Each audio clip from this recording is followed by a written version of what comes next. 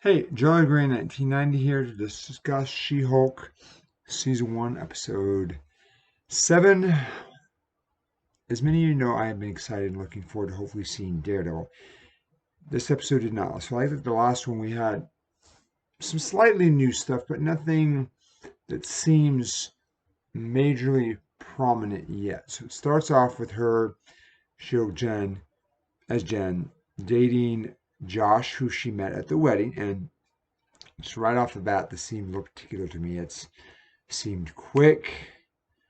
It seemed like there was something to it, which they go on their dates, but I think it looks like a week, maybe a few months or so. She calls him in, she sleeps with him, and then the weekend comes and she's texting him, no response, no response. And so then this weekend she gets a call from essentially the parole officer for Blonsky's like, hey, his power damper's gone off. Something's going on. I want you to go up because I'm scared crap. I'm scared shitless of Blonsky. That's literally what it seems like to me. Is he's scared, terrified of the abomination. Which fine, but to me, if you're trusting that he's going to do as good, you still have some incentive, but not She-Hulk. So I like that he did call her, but I thought it was like, okay, yeah, you're just proving you're a little coward. To me, it seemed like she goes up with him, meets him there. It's like no big deal. It's like, oh, I want the chickens, my precious. Hit the cage. I went and rescued her. Probably that's when it malfunctioned. And as soon as they fix it, he walks him out, and then her officer's gone. He's like, boom. She-Hulk Jen stays there. She's in She-Hulk form, still talking to Emil. And then Manbull and a Matador, literally that's what he is. He keeps denying it. Comes and they're fighting. Her car, Prius, gets wrecked.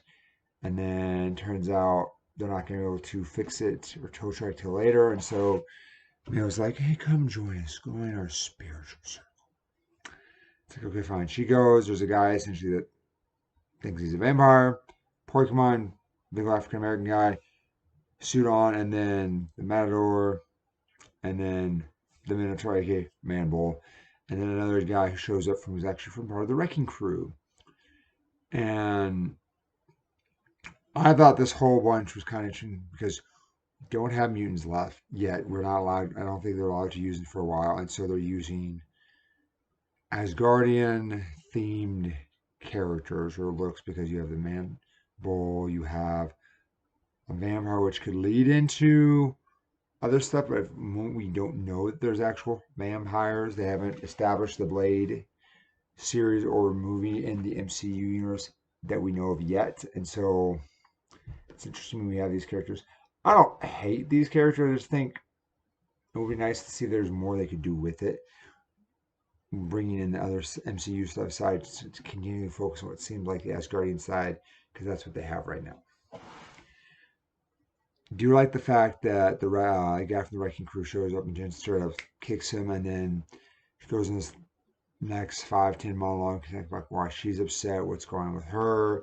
She's mad at this guy Josh, and the team's like, "Hey, we agree. This guy Josh needs get rid of." So I thought it was okay, but I was hoping for more action just based on kind of the hype it seems to have been leading up with the show. Car gets fixed. She leaves as Jen because she's calmed down. She's talked. She's happy. She deletes his number.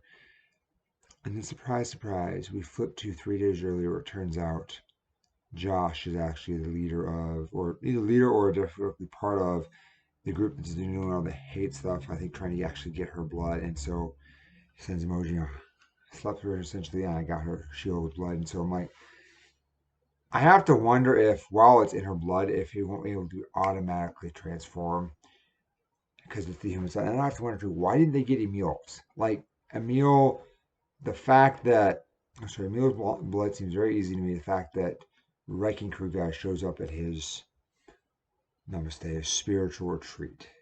To me, you would think it would be super easy to get his instead of going all this trouble to try to get Jen Walters.